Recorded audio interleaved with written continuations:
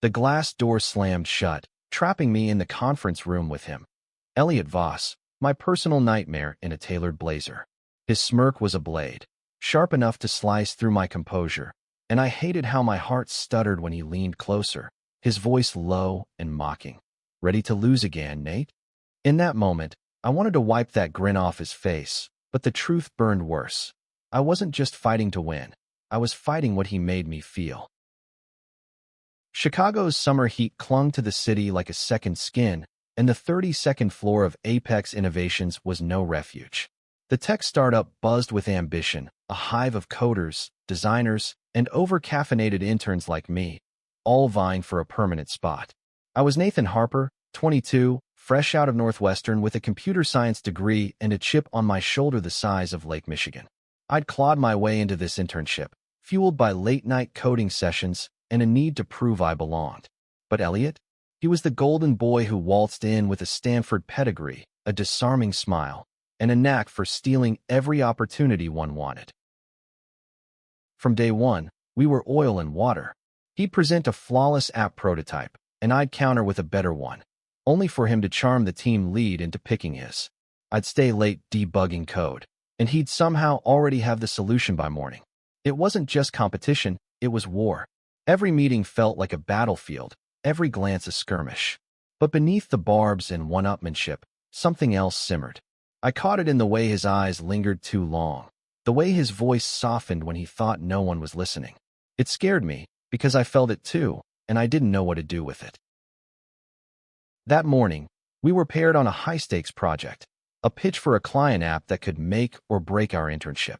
The team lead, Priya, didn't mince words. Nate, Elliot, you're our best. Don't screw this up. The client, a major nonprofit, wanted an app to connect marginalized communities with resources. The deadline was 2 weeks, and the winner would likely secure a job offer. I should have been thrilled, but being tethered to Elliot felt like a curse. We set up in a corner of the office, our laptops back-to-back, tension crackling like static. I'll handle the back end, I said, not looking up. You stick to the front end. Elliot raised an eyebrow, his fingers pausing on his keyboard. Bossy already? I thought we were a team, Harper. Teams don't sabotage each other. I shot back, remembering the time he'd accidentally overwritten my code. He leaned forward, his voice a low challenge. Maybe if you weren't so busy hating me, you'd see I'm trying to help. I scoffed, but my stomach twisted. Help? From the guy who'd made my life hell for 6 weeks? Yet his tone wasn't mocking. It was almost earnest. I pushed the thought away. Focus, Nate. This project was my ticket out of uncertainty, away from my parents' disappointed sighs and the weight of being the first in my family to chase a degree. I couldn't let Elliot Voss, with his perfect hair and infuriating confidence, derail me. By noon, we'd outlined the app's core features, a resource map, real-time chat, and a secure profile system. But every decision was a battle. I wanted a minimalist interface. He pushed for bold visuals. I prioritized speed. He obsessed over user engagement. Our voices rose, drawing stares from nearby desks. You're overcomplicating it, I snapped. Users need function, not flash. And you're underestimating them, he fired back, his hazel eyes flashing. People want to feel something, not just click buttons. I hated how his words landed, how they made me question myself. Worse, I hated how I noticed the way his jaw tensed when he argued, or how his hands moved with a grace I couldn't ignore. Stop it, I told myself. He's the enemy. That night, I stayed late, the office emptying out until it was just me, the hum of the AC, and the glow of my screen. I was deep in code when I heard footsteps. Elliot, of course, carrying a takeout bag from the Thai place downstairs. You're still here? He asked, setting the bag on the desk. Figured you might be hungry. I eyed the bag suspiciously. What's the catch? He laughed, a sound that was too warm for my liking. No catch. I just don't want you passing out before we finish this. I grabbed a container of pad thai, muttering a reluctant thanks. We ate in silence, the city lights glittering outside. For a moment, the war paused. I glanced at him, his profile softened by the dim light, and something in me shifted, a crack in the armor I'd built. Why do you push so hard? I asked before I could stop myself. He looked at me, surprised, then shrugged. Same reason you do. I've got something to prove.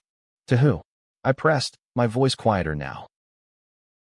He hesitated, his gaze dropping to his hands. Myself, mostly. The honesty disarmed me. I wanted to ask more, to dig into the vulnerability he'd let slip, but I didn't. Instead, I turned back to my laptop, the moment slipping away. But it lingered, a seed planted in the chaos of our rivalry, whispering that maybe Elliot Voss wasn't just my nemesis. Maybe he was something more. The next morning, the office was a pressure cooker, and Elliot and I were the main ingredients. I arrived early, fueled by coffee and a stubborn need to outpace him. But there he was, already at our shared desk, his laptop open and his fingers flying across the keys. Late night? He asked without looking up, that damn smirk tugging at his lips. Could say the same for you, I muttered, dropping my bag. The truth was, I hadn't slept well, replaying his words from last night. I've got something to prove. What did he mean? Elliot Voss, with his polished resume and effortless charm, didn't seem like someone who doubted himself. Yet that glimpse of vulnerability had thrown me off balance, and I hated how it made me want to know more. We dove into the project, but the tension was thicker than ever. Every suggestion I made, he countered. Every line of code he wrote, I scrutinized. By noon, we were locked in a heated debate over the app's chat feature. End-to-end encryption is non-negotiable, I insisted, glaring at him across the desk. Security is the whole point for these users. And I'm saying we can't sacrifice speed for it. He shot back, leaning forward. If the app lags, no one will use it. You think people care about a half-second delay when their safety's on the line? I snapped. Our voices carried, and Priya glanced over from her office, her expression a warning. I lowered my tone, but my pulse was racing. You don't get it, do you? This isn't just an app. It's a lifeline for people who've got nothing else. Elliot's eyes narrowed, but something flickered in them. Recognition, maybe, or respect. I get it more than you think, he said quietly, and for a second, I believed him. But then he added, doesn't mean I'm wrong, and the moment shattered. We worked through lunch, the air between us charged with unspoken words. I couldn't shake the feeling that this project was more than a competition. It was exposing cracks in both of us. I caught myself watching him when he wasn't looking. The way he chewed his lip when stuck on a bug. The way his fingers tapped the desk when he was thinking. It was infuriating, how he could be so aggravating and so compelling. That afternoon, Priya called us into her office for a progress check. The glass walls made it feel like we were on display, and I straightened, determined to prove I was pulling my weight. We've got the back-end structure solid, I said, handing her our spec sheet. The resource map is functional, and I'm finalizing the encryption protocols. Elliot jumped in, his voice smooth as ever. And the UI is coming together, intuitive, clean, with a focus on user engagement. We're on track for a demo by Friday. Priya nodded, but her eyes were sharp. Good. But I'm sensing friction. You two need to figure out how to work together, not just alongside each other. This client expects a seamless product, not a tug of war. Her words stung, and I felt Elliot's gaze on me as we left her office. She's right, he said once we were back at our desk. We're tearing each other apart instead of building something great. I bristled. Maybe if you didn't fight me on every single decision. Maybe if you didn't assume I'm out to get you, he cut in, his voice low but intense. I'm not your enemy, Nate. The words hit harder than I expected. I wanted to argue, to cling to the safety of our rivalry, but his eyes held mine, and I saw something raw there, something that mirrored the confusion churning in me. I looked away, my throat tight. Let's just get back to work, I mumbled. That night, we stayed late again, the office a quiet contrast to the day's chaos. I was debugging a chat feature when Elliot slid a coffee cup across the desk. Truce, he asked, his tone lighter but still carrying weight. I took the coffee, my fingers brushing his for a split second. The contact sent a jolt through me, and I pulled back, muttering, don't get used to it. But as we worked side by side, the silence felt different, less hostile, more like a shared space we were both afraid to name. By the end of the week, our app was taking shape, but so was something else. Every argument, every glance, every accidental touch built a tension I couldn't ignore. I told myself it was stress, that I was imagining things. But when Elliot laughed at one of my sarcastic comments, his smile unguarded for once, I felt it. A pull I didn't want to admit. He was still my nemesis, but he was also becoming something I couldn't define, and that scared me more than any deadline. Friday's demo loomed like a storm cloud, and the office was a frenzy of last-minute tweaks. I was wired on adrenaline and Red Bull, my fingers flying over the keyboard as I tested our app's security protocols. Across the desk, Elliot was refining the UI, his focus intense, his brow furrowed in a way that made him look human. Not the untouchable rival I'd built him up to be. I hated how that realization made my chest tighten. "Harper, you're gonna burn out that laptop," he said, glancing up. His tone was teasing, but his eyes were soft, like he was actually worried. I ignored the warmth it sparked and kept typing. "Better than burning out the app," I replied, my voice clipped. "If this crashes during the demo, we're done." He leaned back, stretching, his shirt pulling tight across his shoulders. I looked away too quickly. "It won't crash," he said. "We've got this. Together." The word "together" hung in the air, heavy with meaning I wasn't ready to unpack. Instead, I focused on the code, on the stakes. This app wasn't just a job ticket. It was personal. Growing up in a small Illinois town, I'd seen how hard it was for people like my cousin, Jamie, who'd come out as non-binary and struggled to find support. This app could change that, could connect people to resources I wished Jamie had. I wasn't about to let Elliot's charm or my own confusion ruin it. But working together meant spending hours in close quarters, and every moment tested me. Like when he reached over to point at my screen, his arm brushing mine, or when he laughed at my muttered complaints about the office coffee. Each interaction chipped away at the walls I'd built, and I hated how much I noticed him. His scent, like cedar and citrus, his quiet hum when he was deep in thought. It was a distraction I couldn't afford. That afternoon, we ran a mock demo, and it was a disaster. The chat lagged, the map glitched, and Elliot and I bickered through the whole thing. Priya watched, her arms crossed. "Fix it," she said flatly. "You've got 48 hours.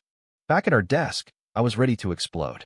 If you hadn't insisted on that fancy animation, if you hadn't over-engineered the back end, he cut in, his voice sharp, we wouldn't be scrambling now. We glared at each other, the air crackling. Then he sighed, running a hand through his curls. "Look, Nate, I don't want to fight. I want this to work. For both of us." His sincerity caught me off guard. I nodded, swallowing hard. "Fine, let's do this." We spent the weekend in the office, a blur of code, coffee, and takeout. Late Saturday night, as rain lashed the windows, we hit a breakthrough.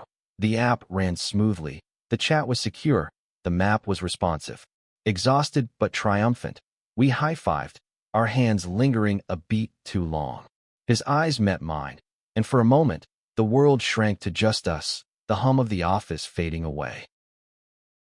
"You're not as bad as I thought," he said, his voice low, almost shy. I smirked, trying to keep it light. "You're still insufferable." But as we packed up, his hand brushed mine again, and I didn't pull away. The contact lingered, a silent question neither of us dared to answer. I left the office that night with my heart racing, torn between wanting to win and wanting something else. Sunday was quieter, but the tension between us had shifted. We weren't just fighting anymore. We were collaborating, finishing each other's sentences, anticipating each other's moves. When he suggested a feature to let users anonymously share their stories, I didn't argue. I saw the value in it, saw him in a new light. Maybe he wasn't just chasing glory. Maybe he cared about this as much as I did. By Sunday night, the app was ready, but I wasn't. Every glance from Elliot, every accidental touch, stirred something I'd buried deep. I'd never told anyone I was bi, not my parents, not my friends. Growing up, I'd learned to keep that part of me locked away, safe from judgment. But Elliot was cracking that lock, and I didn't know if I was ready for what came next. Monday's demo was make or break, and the conference room felt like a courtroom. The client reps, a sharp-eyed woman named Carla, and her quieter colleague, Tom, sat across from us, their laptops open. Priya stood at the head of the table, her expression unreadable. I adjusted my tie, nerves buzzing, while Elliot beside me radiated calm, like he was born for this. I hated how it made me both resent him and want to lean on him. I started the pitch, my voice steady despite the knot in my stomach. Our app connects fear, bridges gaps for marginalized communities, secure, intuitive, and built for real impact. I walked them through the resource map, the encrypted chat, the user stories feature. Elliot took over for the UI, his passion lighting up the room as he demoed the sleek interface. We were in sync, passing the baton seamlessly, and for the first time, I felt like we were a team. The demo ran flawlessly until Carla asked about scalability. How does it handle 10,000 users? She pressed. My mind raced. We'd tested up to 5,000, but beyond that? I hesitated, and Elliot jumped in. We've optimized the backend for growth, he said smoothly, glancing at me. Nate's encryption protocols ensure security doesn't compromise performance, even at scale. I blinked, surprised he'd covered for me. I nodded, adding, we've got load balancing strategies in place. We can run a simulation post-demo if you'd like. Carla seemed satisfied, and the room exhaled. As we wrapped up, Tom leaned forward. This feels personal. What inspired it? I froze. My thoughts went to Jamie, to the nights they'd cried on my couch, feeling alone. But I couldn't say that. Not here, not with Elliot watching. We wanted to build something that matters, I said, my voice quieter. Something that helps people find community when they need it most. Elliot's gaze softened, and I wondered if he knew more than I'd let on. The clients left impressed, and Priya gave us a rare smile. Good work. We'll hear their decision by tomorrow. Back at our desk, the high of success crashed into reality. You saved my ass back there, I said, avoiding Elliot's eyes. He shrugged, but his smile was warm. Team, right? That word again. It felt different now, less like a challenge and more like a promise. But as we cleaned up, his hand grazed mine, and my breath caught. I pulled away, muttering about needing coffee, and fled to the break room. Alone, I leaned against the counter, my heart pounding. What was I doing?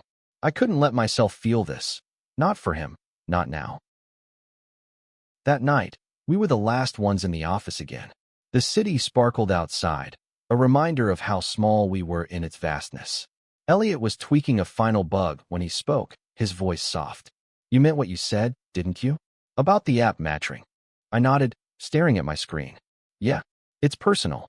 He waited, like he knew there was more. Against my better judgment, I kept talking. My cousin, Jamie. They're non-binary, grew up in a town that didn't get it. I saw how hard it was for them to find support. This app, it's for people like them. He was quiet for a moment, then said, My brother, Leo. He's trans. Came out last year. My parents, they're still adjusting. I want this app to help people like him, too. The confession hung between us, raw and real. I looked at him, really looked, and saw the weight he carried. For once, we weren't rivals. We were just two people who cared, who hurt, who wanted to make a difference. I didn't know, I said softly. There's a lot you don't know about me, he replied, his voice barely above a whisper. Our eyes locked, and the air shifted, heavy with possibility. I wanted to close the distance, to ask what else he was hiding, but fear stopped me. Instead, I stood, grabbing my bag.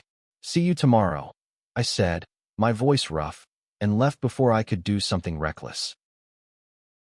The client's approval came the next morning. Connect's fear was a go. Priya called us into her office, her face lit with rare enthusiasm. They loved it. You two are on the short list for permanent roles. Keep this up, and you're set. I should have been ecstatic, but all I could think about was Elliot's confession last night. His brother, his vulnerability, the way his voice had cracked just enough to let me in. As we left Priya's office, he bumped my shoulder, grinning. Not bad, Harper. We might just survive each other. I rolled my eyes, but my smile betrayed me. Don't get cocky, Voss. The office celebrated with cheap pizza and cheaper beer, a rare break from the grind. Elliot and I ended up in a corner, away from the noise. He raised his bottle, his eyes glinting. To not killing each other. I clinked my bottle against his. Yet. We laughed, and for a moment, it was easy, too easy. The beer loosened my guard, and I found myself watching him. The way he tilted his head when he listened, the way his laugh lit up his face. I was in trouble, and I knew it. As the party wound down, we ended up outside, the Chicago night cool against my skin. The streetlights cast shadows, and Elliot's face was half lit, his expression unreadable. "You ever feel like you're running from something?" he asked suddenly. I froze, my heart thudding. "What do you mean?" He looked at the skyline, his voice low. "Like there's something you want, but you're too scared to admit it. So you fight instead." My mouth went dry. He wasn't just talking about the internship, and we both knew it. I wanted to deflect, to keep hiding, but his eyes found mine, and I couldn't look away. "Yeah," I admitted, barely audible. "All the time." He stepped closer, close enough that I could feel the warmth of him. "Nate," he said, and my name in his voice was a spark, igniting something I'd tried to bury. I don't know who moved first, but suddenly we were kissing, urgent and desperate, like we'd been holding back for weeks. His hands were in my hair, mine on his waist, and the world fell away until it was just us, stealing breath in the shadow of the city. But then I pulled back, panic flooding me. "We can't," I said, stepping away. "This is we're competitors. It's a mistake." His face fell, but he nodded. "If that's what you want." It wasn't, but I couldn't say it. I walked away, my heart a mess of want and fear, leaving him standing there under the streetlights. The next few days were torture. We worked together, but the ease was gone, replaced by a strained politeness. I missed his teasing, his warmth, but I'd built a new wall, and I didn't know how to tear it down. The internship was ending, and the final interviews were coming. One of us would get the job, and I told myself that was all that mattered.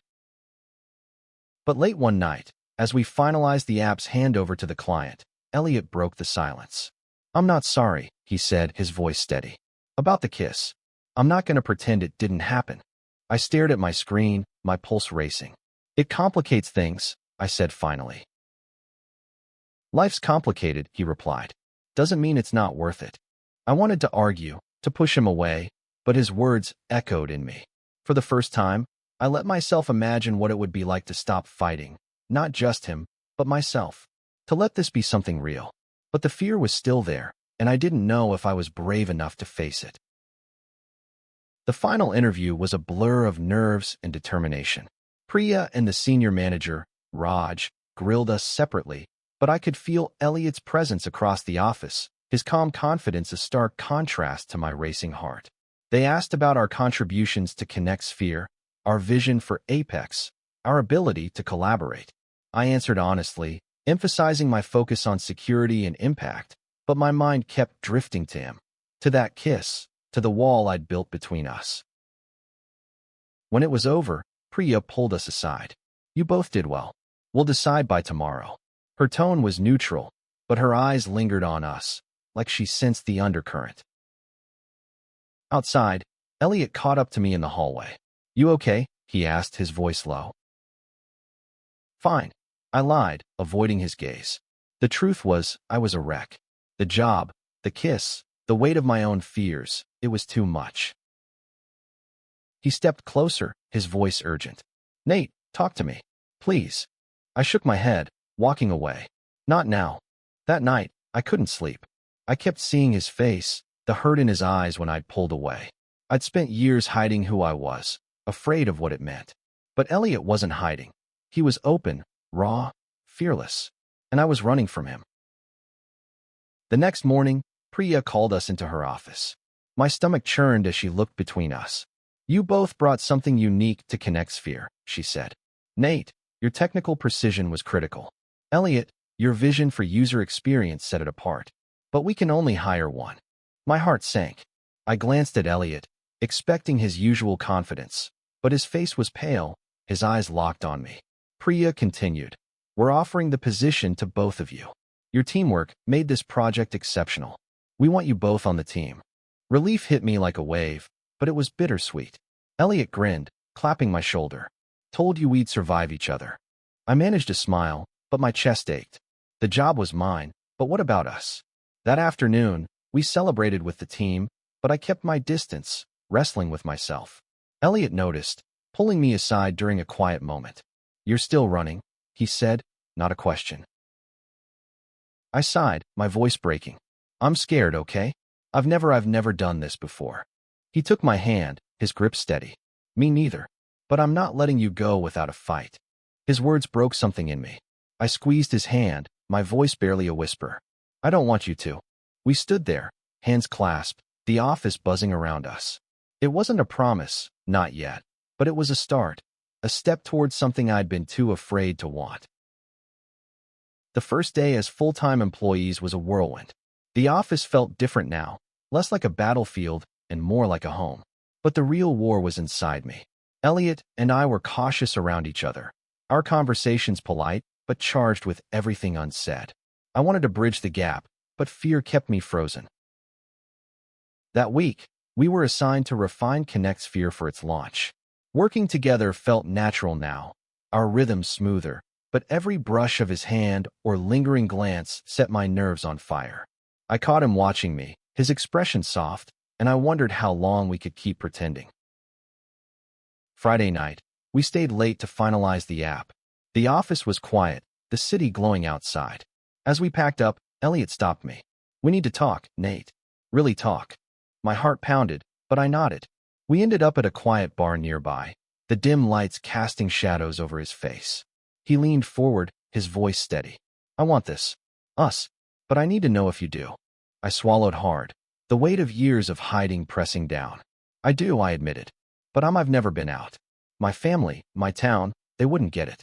I don't know how to do this. He reached for my hand, his touch grounding me. You don't have to do it alone. I'm here. His words unlocked something in me. I told him everything.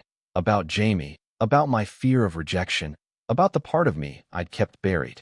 He listened, his eyes never leaving mine, and when I was done, he squeezed my hand. I'm scared too, he said. But I'd rather be scared with you than safe without you. We kissed again, slower this time, full of promise. It wasn't a solution, but it was real, a beginning. Months later, Connect's Sphere launched to praise, helping thousands find community. Elliot and I grew closer, navigating the messy, beautiful reality of being together. There were challenges, my parents' confusion, his family's struggles, but we faced them together. Years later, standing at the altar, his hand in mine, I looked back on that summer. Our war had been a crucible, forging something unbreakable. As we exchanged vows, I knew every fight, every fear had led us here.